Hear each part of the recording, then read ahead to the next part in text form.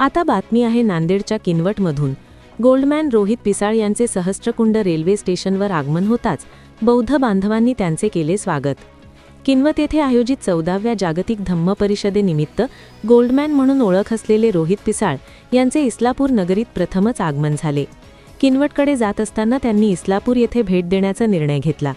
आज सकाळी ते नंदीग्राम एक्सप्रेसने सहस्त्रकुंड रेल्वे स्थानकावर उतरले असता बौद्ध बांधवांनी पुष्पगुच्छ देऊन त्यांचे उत्स्फूर्त स्वागत केले। यानंतर रोहित पिसाळ हे सहाय्यक पोलीस निरीक्षक सुकेशना जमदाडे यांच्या निवासस्थानी काही वेळ थांबणार आहे। त्यानंतर इस्लापूर परिसरातील बौद्ध बांधवांशी संवाद साधणार आहेत। इस्लापूर परिसरातील बौद्ध बांधवांनी सहस्त्रकुंड रेल्वे स्थानक परिसरातील डॉक्टर बाबासाहेब आंबेडकर यांच्या पुतळ्याजवळ आज 14 फेब्रुवारी सकाळी ठीक 10 वाजता उपस्थित राहून रोहित पिसाळ यांच्याशी संवाद साधावा असे आवाहन केले आहे। माता रमाबाई आंबेडकर यांच्या स्मरणार्थ 39 कोटी रुपयांची सोन्या हिऱ्यांनी मढविलेली साडी साकारल्यामुळे गोल्डमॅन म्हणून रोहित पिसाळ यांची देश-विदेशात ओळख निर्माण झाली आहे। त्यांच्या इस्लापूर भेटीमुळे बौद्ध समाजात उत्साहाचे वातावरण निर्माण झाले आहे।